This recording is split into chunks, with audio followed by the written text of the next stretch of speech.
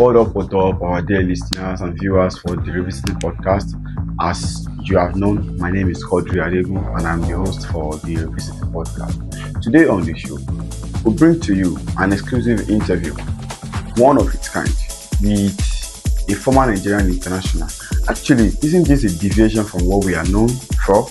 As in, we have interviewed kings, we have interviewed politicians, and of course, public commentators. But today, I am bringing for you something completely different, a complete diversion from what I think you might have known. But it is a strict adherence to what we are meant for, which is to bring you quality conversation with accomplished individuals in the society. Today on the show, I am bringing for you an interview with a former Nigerian international who played for Real Madrid, Real Sociedad, and Racing Santander. He played about 175 matches with 222 goals or thereabout. It comprises of all what you need as a young player to succeed, to get picked by the scout, and of course to have a successful career in Europe and also representing our national team. Join me as I bring to you an interview with Mr. Mutiu Adepoju.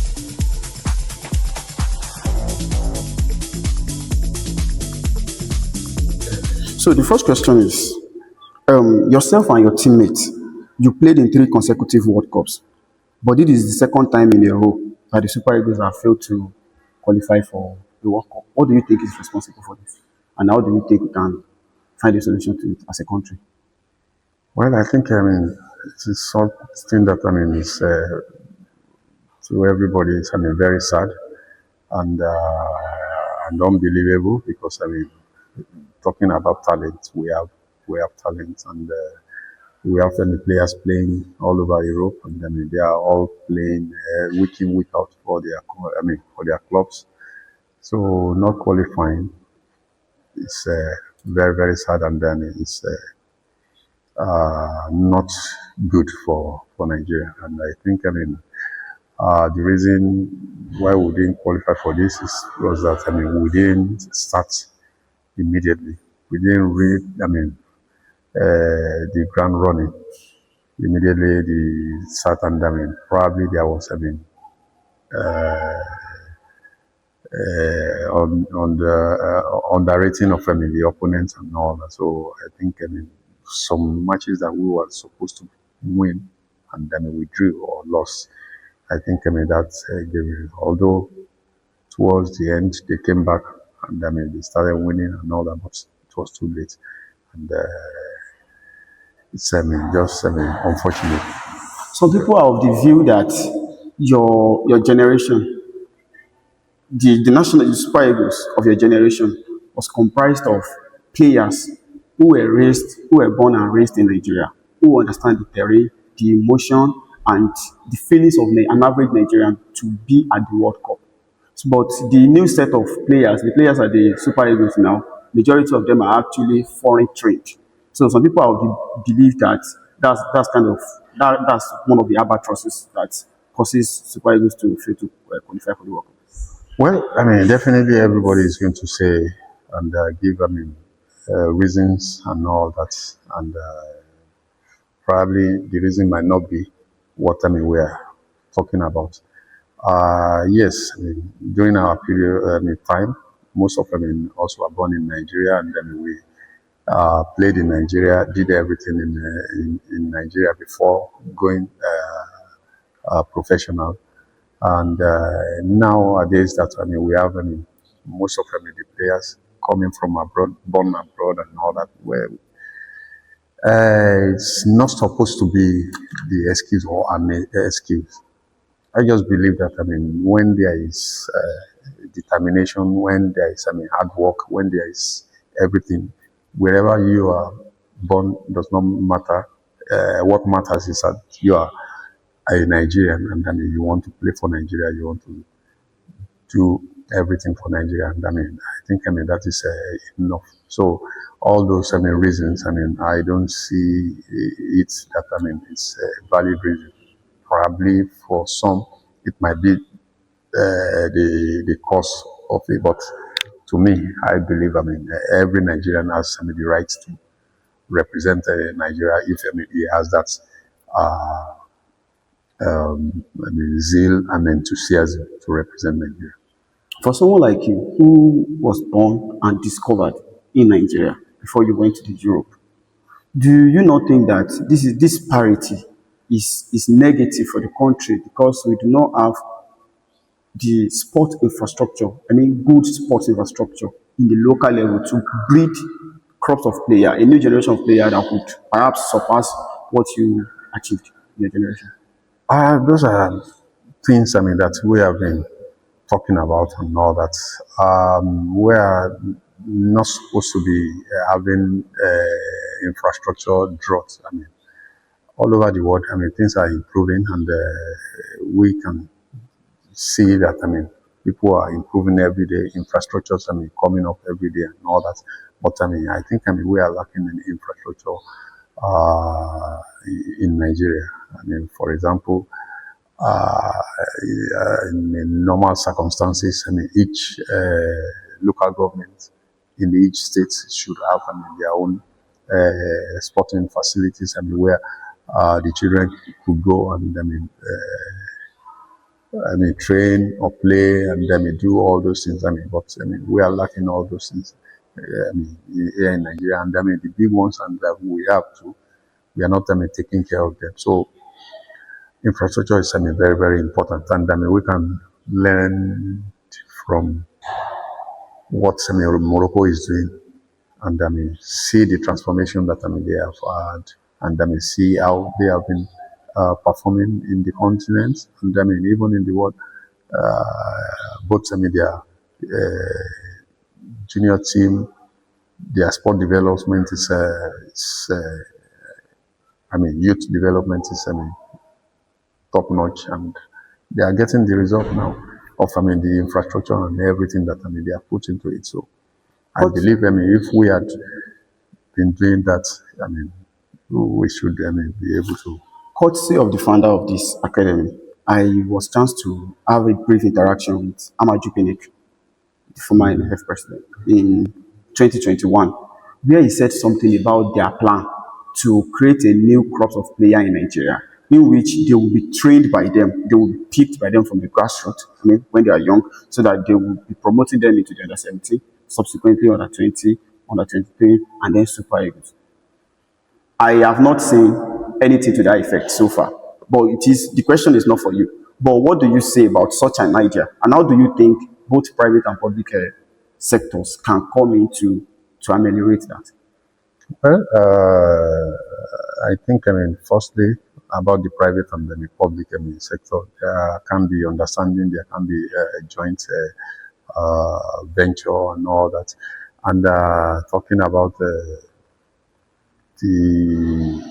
I believe, it's not only the NFF, I believe all these things, should be regional. Nigeria is a very, very big country, and we should be able to have, the best. And if we do things, the way it's supposed to be done, and how many leagues or how many players, from each zone have been discovered, and how do we get them? How do we, profile them and see whether they can? So all these things, are very, very important. A lot of people, especially a lot of young guys, who actually want to have a similar story with yours, but they do not have that. There's a sponsor. They do not have the sponsorship to get there. What advice will you give a young player who has no support, but also want to become a great footballer like yourself? Sponsor. When we were playing, who was the sponsor? Who sponsored me? You can actually intimate us. You can actually use that to intimate us on how you were discovered. What talking about. It's not a matter of sponsor. It's a matter of be intentional about what is going to be done. Each state, each region, and getting the best players from each region and all that. Then getting into the national and all that. And that was what happened. I represented Oyo State in National Sports Festival in 1985, and I was discovered there. Although I was playing club football, famous. I mean, it was from National Sports Festival that famous football club saw me, and I mean, they signed me into it. And it was from famous Scorpion. I was invited into the under 20 national team, and afterwards I joined Shooting Stars. You see, at first I was invited to under 17, I was dropped. Then when I joined Shooting Stars, I was invited into the under 20 that went to Saudi 89, the popular miracle of the Imam, and getting into the final and all that. So I think, I mean, from then, players, I mean, can be discovered when you have, I mean, regional and picking players and all that. But I'm not sure if, I mean, that is, I mean, the case today. Because I understand that there have been consecutive national sport festivals, and I have not read or heard of a story of a player that is discovered from any of those festivals. Well, I cannot say anything about that because I believe, I mean, those are the places where players are supposed to be discovered, and in those days, from there we were discovered. But now we have, I mean, a lot of, I mean, academies, a lot of this and all, in which, I mean, I think, I mean, there should be a way of, I mean, discovering players more from there. You had a good footballing career, if very successful one. What were the habits you cultivated that helped your growth in football that others can actually emulate? Well, it's, I mean, what I've, I mean, been taught, I mean, right from, I mean, when I was, I mean, young, anything you want to do at all, you have to do it well. You have to put them in everything you have, and you have to be, I mean, determined, dedication, determination, and just being on top of them in everything, and I mean, hard work. So that has been what I've known, and just, I mean, be humble and all that. So I didn't have any other. Talking of humility, in the national team, in fact, one of your friends that was the former coach of Super Eagles, Finidi George, he had issues with some players, and some people were actually accusing them of not being humble enough, and some were accusing him of not managing the issue well before we disqualify them. What do you think? How do you think coaches who are actually legends like yourself in the national team should do to handle players who are actually very Well, I successful? think, I mean, everybody has his ways of, I mean, doing things, and I don't think, I mean, somebody needs to teach anybody what he should do. I mean, once you know that, I mean, there are rules and regulations, and this is, I mean, what it should be.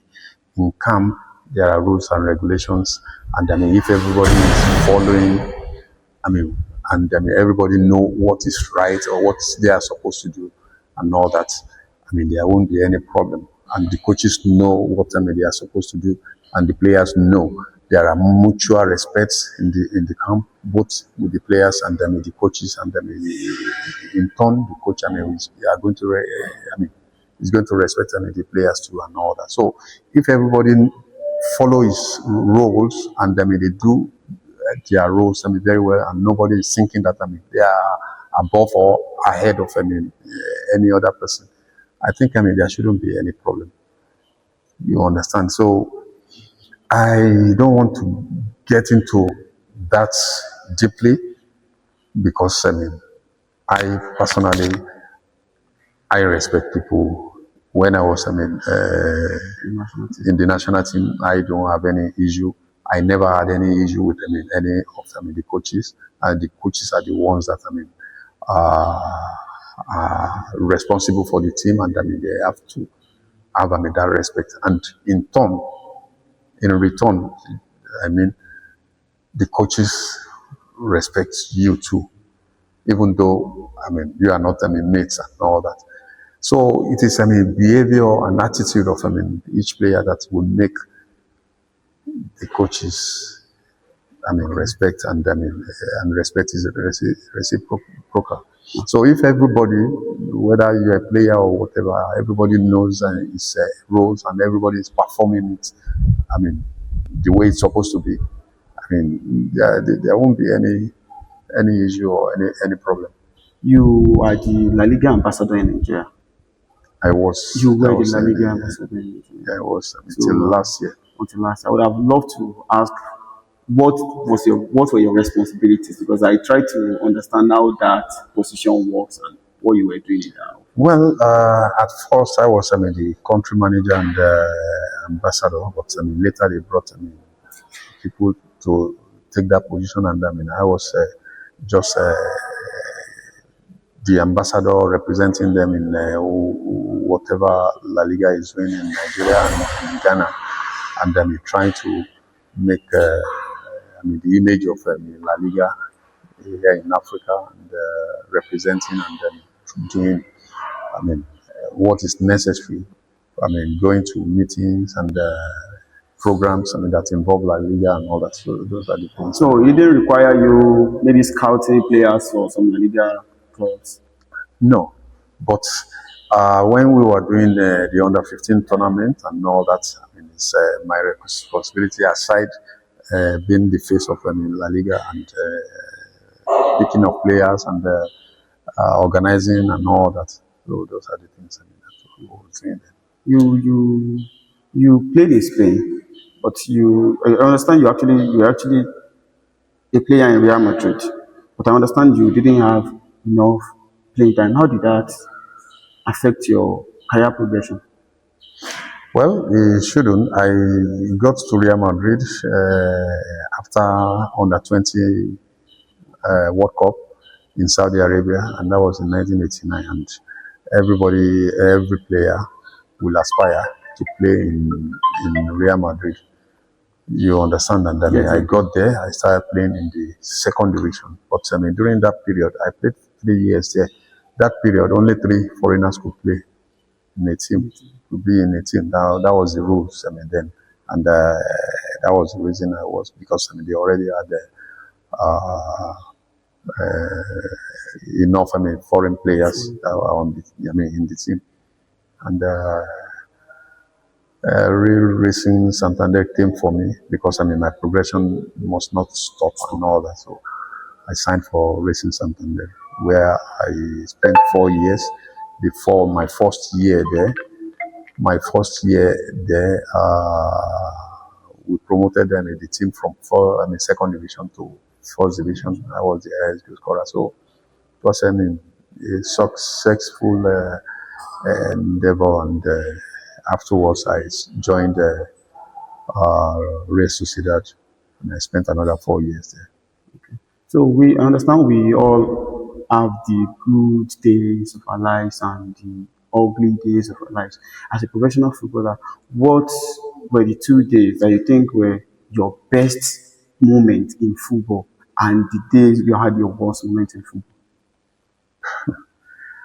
Well, I would rather say that I had so many good days, and I can regret anything, or I tried my best, put my all in everything. So I'm always happy. But when I was sad was when I lost my mom in 1994, before we went for the 1994 World Cup. That was the most sad period I had. How did you deal with that at the tournament? How were you able to overcome that? Well, it wasn't immediately.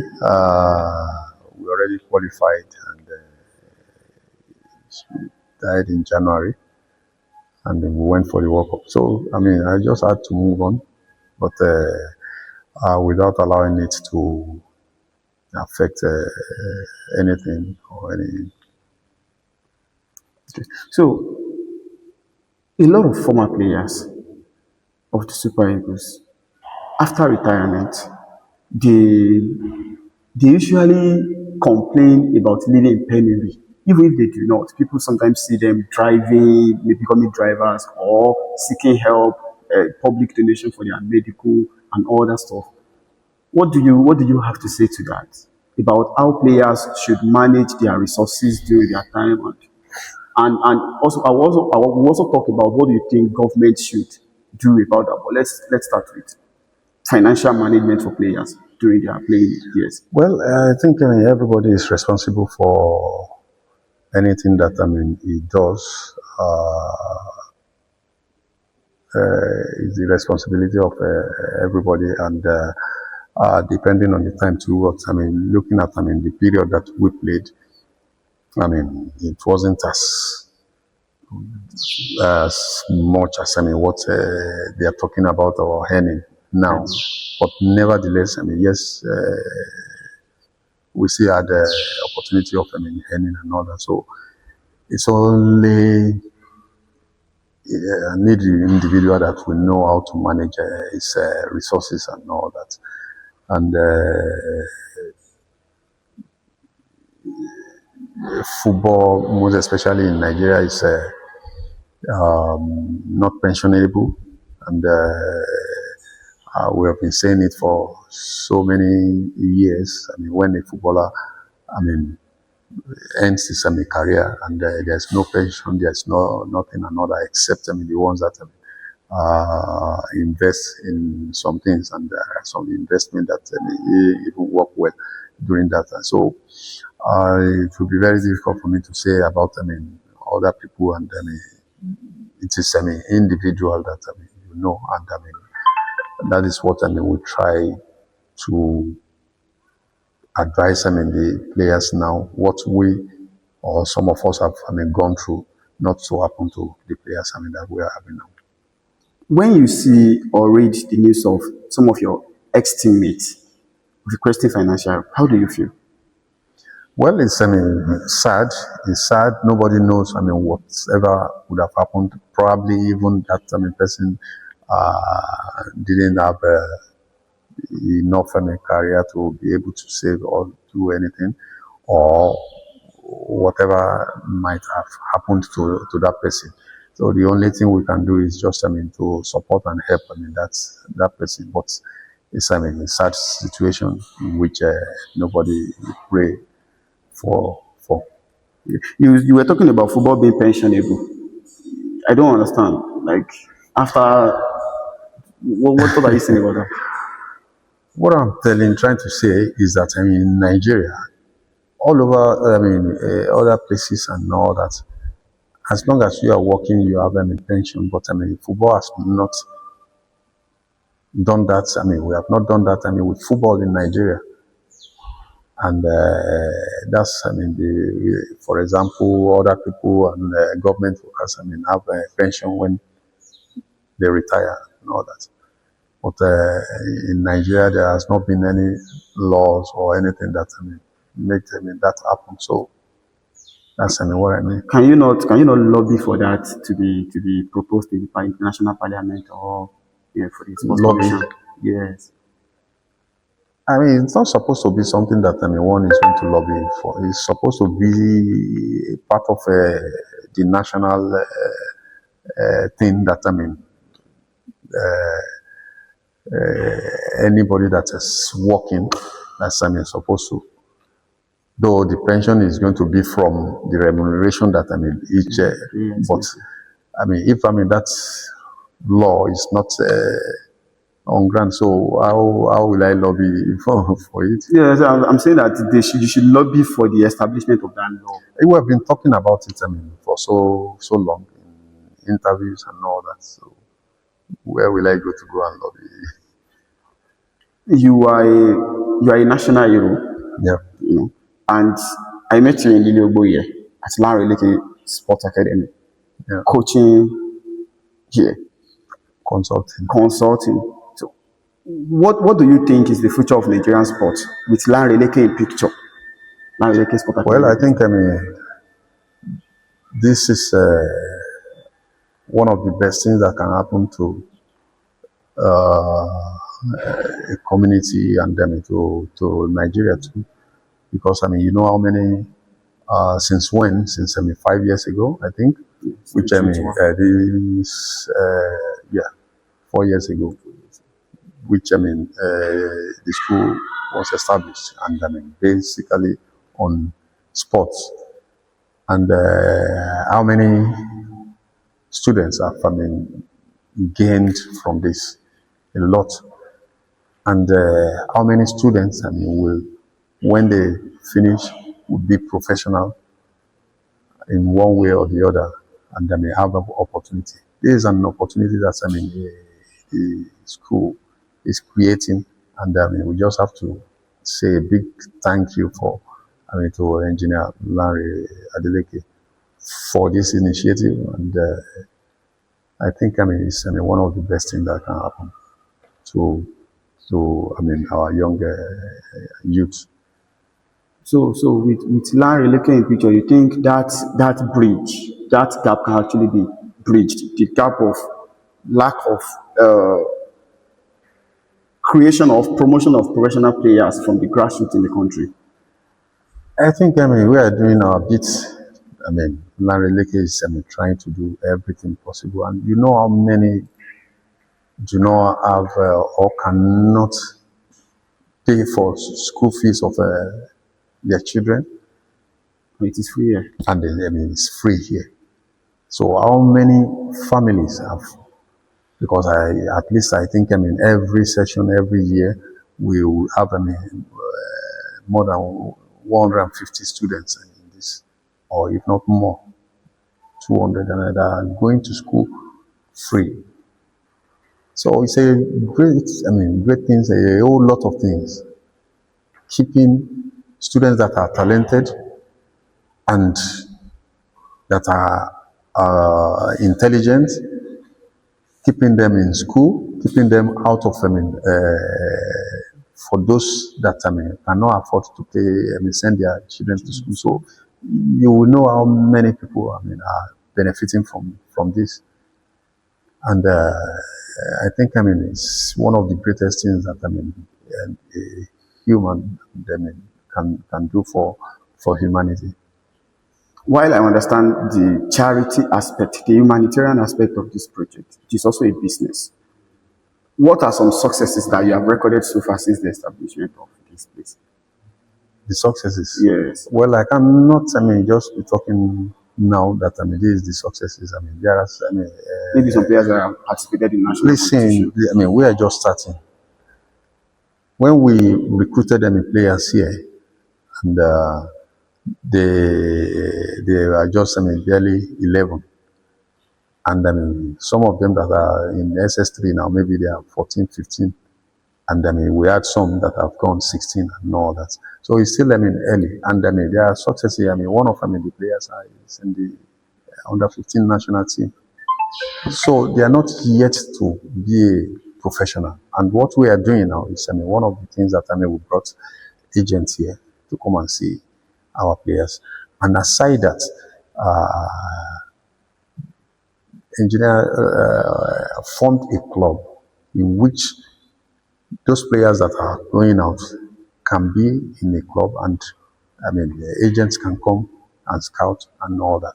So they are part of the success stories that we can talk about, and at the long run, I am very sure, and I'm very optimistic that we are going to have a lot of players out of here doing well all over.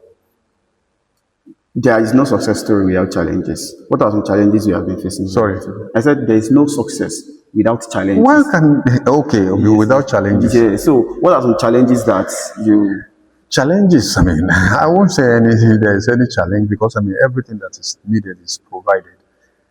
The only thing is, we work with time, wait for the right time and all that. Bringing agent from Spain is not easy, and it's not cheap. You understand? And we will not say this is part of the success story. So it's as far as I'm concerned now, everything has been good. There has not been any challenge. The students, they are eating, they are doing fine, and they are going to school without anybody harassing or doing anything. And they are playing, they are training, and we could see that, the students have, bright future. So, and those are part of, success stories and all that. But everything takes time. And, if one slow and steady win the race, they say. And, if we continue the way, it's been done, we are going to see a lot of, successes, in the future. Football is an economy on its own that brings that have adjoining different adjoining sectors like health, nutrition, agriculture, entertainment, media, and all that bring them together to all share money. And in Nigeria, there are clubs, there are clubs that are doing well, and like Shooting Stars, the Rivers United, Abia Warriors, Enyimba, and Co. But most people most footballers, most young footballers from the grassroots, I don't, I've not spoken with many of them who have the aspiration of playing for the clubs in Nigeria. Everybody wants to go to the Europe. So how do you think we can create a nexus, a kind of balance for that, where we do not just have players outside, but we also have players at home who are equally as good as the ones outside? We have players at home, and we have players that could be equally as good as that. The only thing that we don't have is the football clubs that are not having that capacity of spending capacity of the clubs in Europe, and every player wants to earn money. I don't think there is any club that can pay any player in Nigeria here, let me just say $2,000 in a month, which is like 3 million. I'm not sure, I don't know, but I don't think it's so when you're talking about earning $10,000 a month, and what do you think the players, if they have that opportunity, of they will definitely want to go. So until when we have that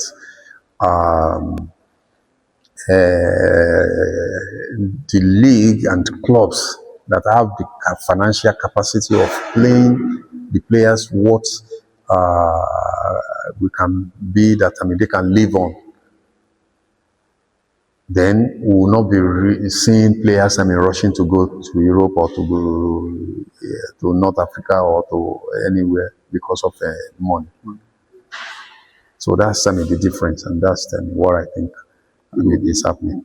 Who do you think should come into place to help in this situation? Is it the private sector or the government? Who do you think? Everybody. We all have responsibility. We have roles to play. All this, the private sector and all that. But when the private sector, are coming, they are not coming to do charity.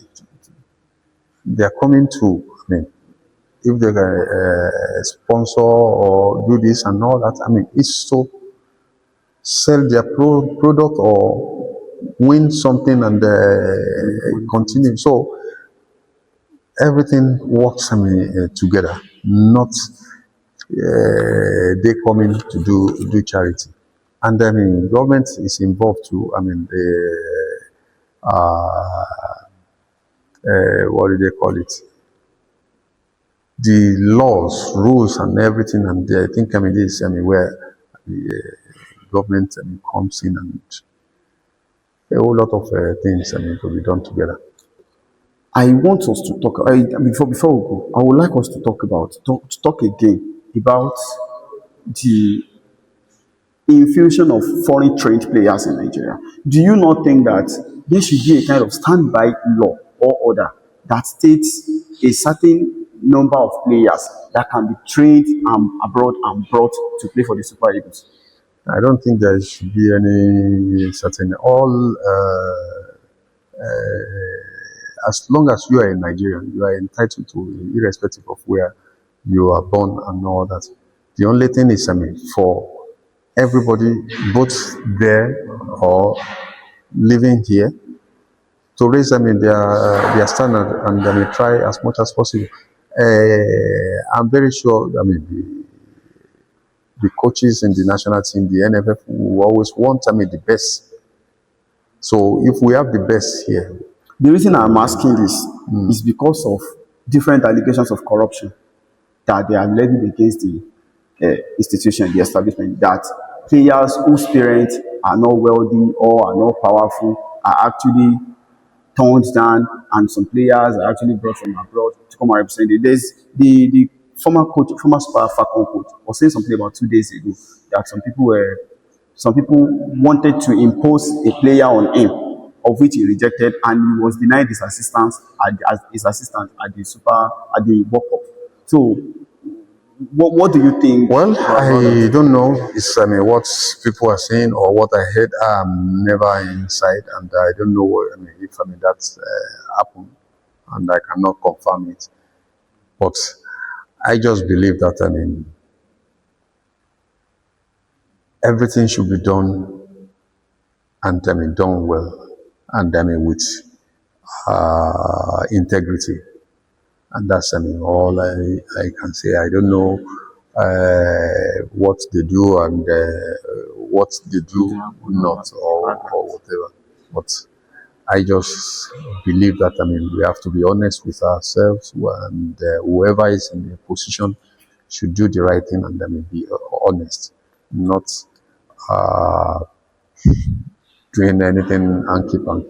And for the last look, what do you think we should do as a country to encourage our teeming youth population to take interest in sport and see a future in it for themselves, regardless of where they are? I think we already have, that, because in every house or everywhere now, everybody wants to be a footballer, and everybody wants to do sports, and that's what we have been encouraging, and I believe all youths. The only thing we can do is, I spoke about infrastructure, and they should have access to good infrastructure, so that they will be interested in doing sports and all that. So I think that is very, very important. Thank you so much for your